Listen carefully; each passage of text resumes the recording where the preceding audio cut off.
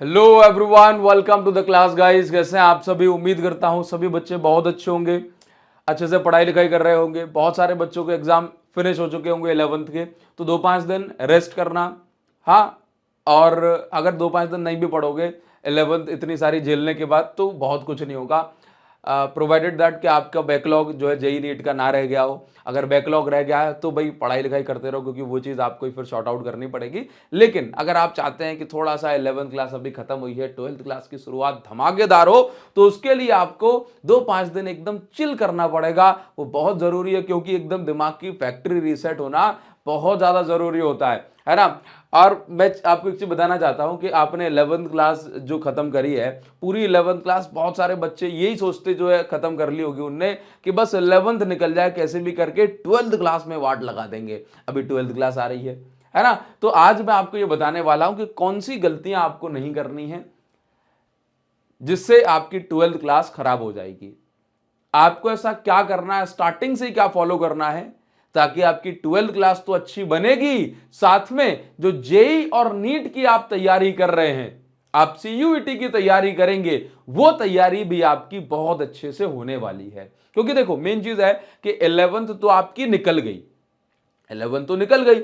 आप कितना टाइम देंगे 11th को? और मुश्किल से अगर आप जो है ये 10 दिन पढ़ेंगे भी तो 11th 10 दिन और पढ़ पाओगे। मतलब 11th तो आपकी निकल गई। अब जो हाथ में है हमारे, वो है क्लास 12th। तो 12th क्लास ही अब से आपका बेस होने वाला है जेई और नीट के लिए। और 12th क्लास में आप जेई नीट की तैयारी नहीं भी कर रहे हो, तब भी 12th क्लास एक बढ़िया तरीके से जो है खत्म करेंगे हम साथ में। उसके लिए जरूरी है कि हम कुछ बातों को फॉलो करें, ताकि आप जो भी करना चाहते हैं आप उसमें सफल बनेंगे। और मैं इस जर्नी में आपकी पूरी मदद करने वाला हूं। जो भी गलतियां आपके सीनियर्स ने की लास्ट ईयर, वो गलतियां अब आप ना करें, सो दैट आपका पेपर जो है वो बहुत अच्छा है। और आप एक चीज मान लें, आप एक चीज जान लें कि जो पेपर का जो लेवल है क्वेश्चन पेपर का, ये टाइम टू टाइम बढ़ेगा ही, घटेगा नहीं, है ना। तो जैसे आपने जो बच्चे 12th क्लास की मेरी वीडियोस देखते रहते होंगे, तो उन आपको यहां से ये भी पता पड़ा होगा कि क्लास जो 12th है उसका, उसमें फिजिक्स का पेपर तो भाई अच्छा ही आता है। कभी भी आप उसको इजी एक्सपेक्ट ना करें, है ना। क्योंकि फिजिक्स जो है कभी भी किसी का इजी टारगेट रहा ही नहीं है। हाँ, तो आपको क्या करना है, आपको जो बता रहा हूं उसको फॉलो करना है। लेकिन उससे पहले, अगर आप जेई और नीट की तैयारी कर रहे हैं या करना चाहते हैं, तो आपके लिए एक अच्छी न्यूज है। अच्छी न्यूज क्या है कि अनअकैडमी लेकर के आया है आपके लिए अनअकैडमी लर्निंग फेस्टिवल, जो कि 7 दिनों के लिए है, 8 to 15 मार्च। यहां पर आपको 7 डेज की फ्री अनलिमिटेड एक्सेस मिल रही है, जो कि एकदम प्रीमियम जो बैचेस हैं, premium live classes, recorded classes, premium test series, paid जो टेस्ट सीरीज हैं, डाउट क्लासेस, ये सब कुछ आपको अनअकैडमी पर 7 डेज के लिए फ्री एक्सेस का मौका यहां पर आपको मिल रहा है। कोई भी पैसा आपको नहीं देना, इसीलिए ये बात मैं आपको यहां पर अभी आकर के बता रहा हूं, है ना। जैसे आज क्या है भाई, आज अगर 12 तारीख या 12 को या 13 को आप जो है यहां पर रजिस्टर करेंगे, तो आपको एक्स्ट्रा 7 डेज का, 13 को रजिस्टर करोगे तो 7 दिन का आपको जो है अनलिमिटेड एक्सेस फ्री मिल जाएगा। 14 को करोगे तो 7 दिन का मिल जाएगा। लेट मत होना, क्योंकि लिमिटेड ही जो है फिर यहां पर सीट बचेंगी, ठीक है। तो आपको रजिस्ट्रेशन करने के लिए यहां पर, या अपनी जो लाइव क्लासेस हैं, फ्री क्लासेस, उनको एक्सेस करने के लिए आप क्या करेंगे, आपको यहां पर कुछ स्टेप्स को फॉलो करना पड़ेगा। स्टेप जो नंबर 1 है वो ये है कि आपको इसी वीडियो के डिस्क्रिप्शन में आपको एक लिंक दी जा रही है ना। इस वीडियो के डिस्क्रिप्शन में आपको लिंक दी जा रही है। लिंक आपकी जेई और नीट दोनों के लिए इस वीडियो के डिस्क्रिप्शन में होगी।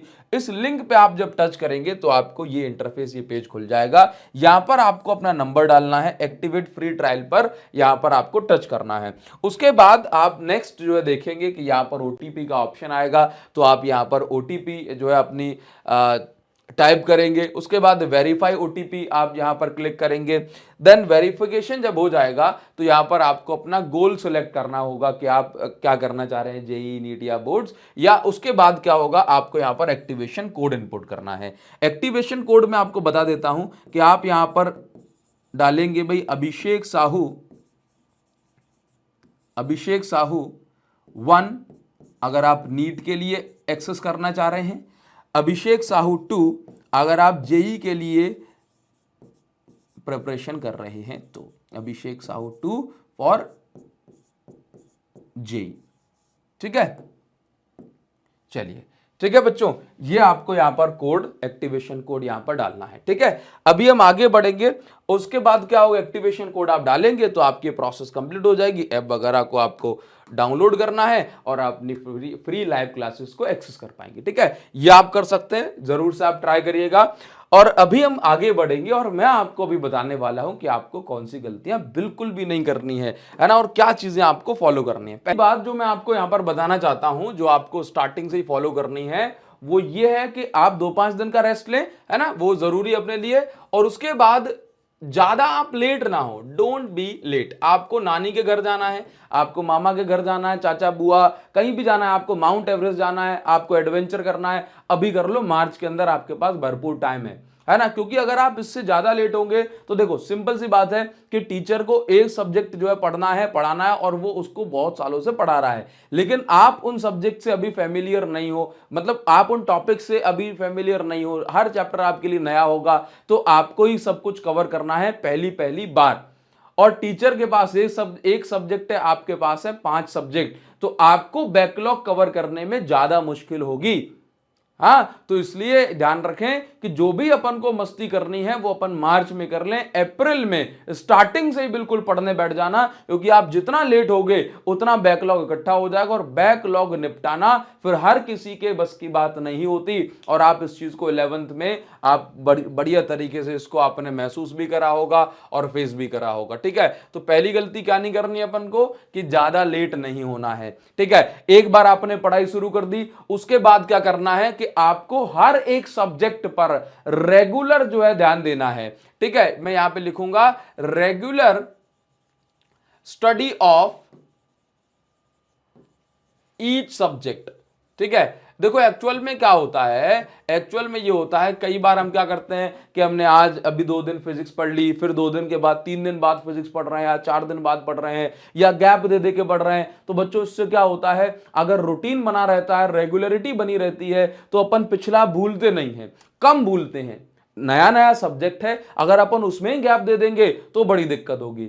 रेगुलरिटी बनी रहेगी तो ये होगा ये कि आपने आज जो पढ़ लिया वो आप कल जो अपन पढ़ेंगे उसमें थोड़ा बहुत भी पुराना रिवाइज होगा, मतलब जरूरत पड़ेगी तो अपना जो है रिवाइज हो जाएगा, है ना। तो रेगुलर आपको हर एक सब्जेक्ट की स्टडी करनी है, भले ही आप हर एक सब्जेक्ट को 1-1 घंटा पढ़ें डेली, लेकिन रेगुलर घर पे जाकर के स्टडी आपको करनी है, अदर देन कोचिंग। ठीक है, और सबसे ज्यादा इंपॉर्टेंट बात अभी मैं आपको बताने वाला हूं, ये चीज आप हमेशा, चाहे आप 12th के लिए हो, आप जेई के लिए हो, आप कुछ भी करो लाइफ में, इस चीज को आप ध्यान रखेंगे कि सबसे ज्यादा जरूरी जो है वो हर एक जगह पर वो है रिवीजन, कि आपको रिवीजन करना है। आपको करना है, आपको रिवीजन करना है।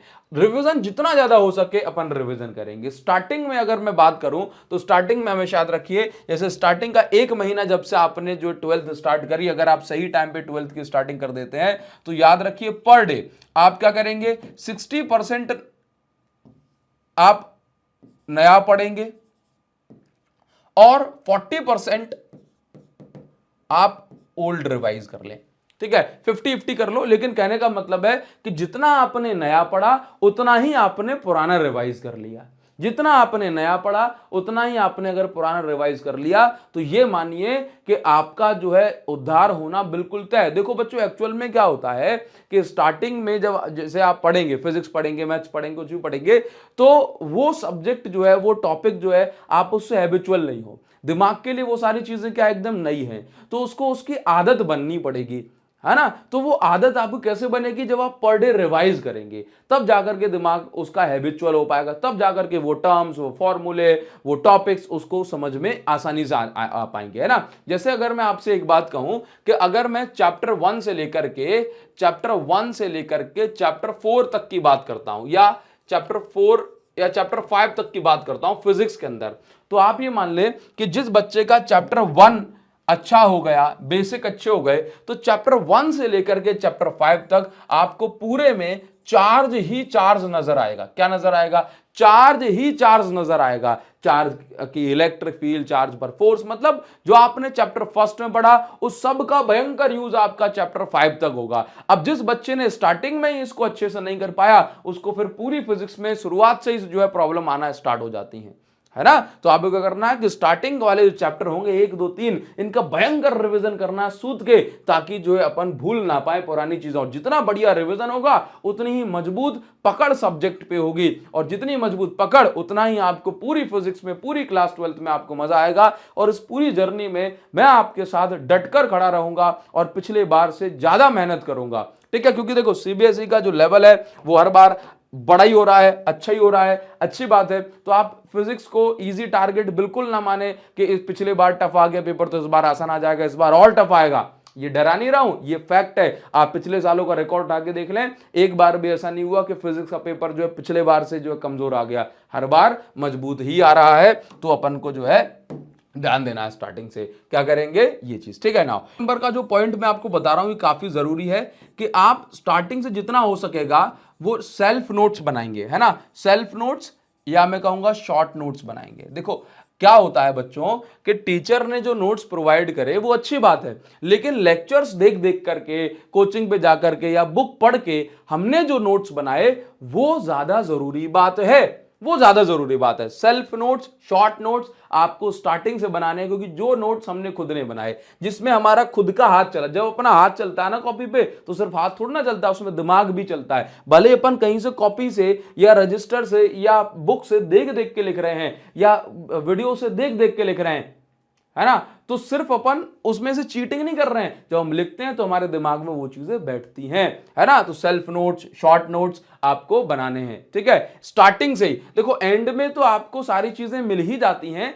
लेकिन अगर अपन स्टार्टिंग से बनाएंगे तो स्टार्टिंग सब्जेक्ट आपको इजी लगेगा, हर एक सब्जेक्ट आपको इजी लगेगा। और 5th नंबर का जो पॉइंट मैं आपको बता रहा हूं वो ये है कि अब सभी बच्चे इस बात को ध्यान रखेंगे कि जितना हो सकता है वो कॉन्सेप्ट पर ध्यान दें, कॉन्सेप्ट पर ध्यान दें, कॉन्सेप्चुअल क्वेश्चंस पे ध्यान दें, ठीक है। बच्चे क्या करते हैं, सबसे बड़ी गलती मैं आपको यहां पर ये बता रहा हूं कि बच्चे क्या करते हैं कि कॉन्सेप्चुअल क्वेश्चंस पे कम ध्यान देते हैं। उनको लगता है कि थ्योरी तो सर बहुत आसान है, सीधा न्यूमेरिकल बना दूं, मैं फिजिक्स की अगर बात करूं तो सीधा न्यूमेरिकल बना दूं, और वही चीज सबसे ज्यादा गलत हो जाती है। प्रीवियस ईयर्स में और इस साल हमने ये देखा सभी पेपर्स के, सभी जो है फिजिक्स सेट्स को एनालाइज करके कि भाई जो प्रीवियस ईयर से जो क्वेश्चंस पूछे गए वो बहुत ज्यादा नहीं थे, as it is repeated questions ना के बराबर थे। तो फिर क्या था पेपर में, पेपर में थे नए क्वेश्चन, कॉन्सेप्चुअल क्वेश्चन। तो जितना ज्यादा हो सकता है रट्टा मार को छोड़ करके अपन कॉन्सेप्चुअल क्वेश्चन पे ध्यान देंगे। हालांकि इन सारी चीजों में मैं आपकी हेल्प करूंगा, लेकिन आप स्टार्टिंग से मेहनत करेंगे, इन स्टेप्स को फॉलो करेंगे तो आप खुद से बहुत अच्छा परफॉर्म कर पाएंगे। मैं तो आपकी पूरी मदद करने ही वाला हूं। कॉन्सेप्चुअल क्वेश्चन पे ज्यादा ध्यान देंगे, सीधे न्यूमेरिकल पे ना कूदे, किसी भी सब्जेक्ट में सीधे न्यूमेरिकल पे ना कूदे, आप कॉन्सेप्ट क्लियर करें, फॉर्मूले बढ़िया से याद करें। बच्चे क्या करते हैं, फॉर्मूले याद नहीं है, अब न्यूमेरिकल कैसे बनेगा, फिर उन्हें उसको लिए देखना पड़ेगा। जब फॉर्मूला अपने दिमाग में होता है तो अपने आप अपन को सारी चीजें पता होती है, ये वैल्यूज दी हैं, ये हो सकता है ये फॉर्मूला लग जाए। कॉन्सेप्ट बढ़िया से करें। और सबसे जरूरी बात ये है कि मैं आपको बताऊं कि ये बच्चे जो गलतियां करते हैं, आप इन गलतियों को नहीं करेंगे कि जहां भी टेस्ट हो आपकी स्कूल में, कोचिंग में, आपके मिड टर्म्स हैं, प्री बोर्ड्स हैं, प्री बोर्ड तो बाद में आएंगे, है ना, जो टेस्ट वगैरह हैं आप उनको रेगुलर टेस्ट दें। रेगुलर टेस्ट जो है ये मान लीजिए रेगुलर टेस्ट, और वो भी ईमानदारी से रेगुलर टेस्ट दें, और वो भी कैसे दें, ईमानदारी से टेस्ट देना बहुत ज्यादा जरूरी बात है। और मैं उम्मीद करूंगा कि आप इन सारी चीजों को ध्यान देंगे। फिर जैसे जैसे हमारे सामने नई नई बातें आती चली जाएंगी वो सारी चीजें मैं आपको बताता चला जाऊंगा, लेकिन फिर भी आप अभी इन बातों को ध्यान रखेंगे और जैसा कहा गया है आप उसको फॉलो करेंगे तो आप पाएंगे कि आपका जो सब्जेक्ट है, हर एक सब्जेक्ट वो बहुत अच्छा होने वाला है। और इस पूरी जर्नी में मैं आपके साथ हूं और बिल्कुल एंड तक साथ में बना रहूंगा। एकदम प्रीमियम कंटेंट आपको YouTube पर मिलेगा जो शायद पहले आपको नहीं मिला होगा कहीं पर, ठीक है। तो वो सारी चीजें मैं आपको अभी प्रोवाइड कराने वाला हूं इस साल, और कुछ नया भी होगा आपके लिए, वो भी आपको बताया जाएगा। तो उम्मीद करूंगा आपको ये चीज समझ में आई होगी और आप इसको फॉलो भी करेंगे। तब तक के लिए thank you so much guys, thanks a lot, see you again in the next video, thank you.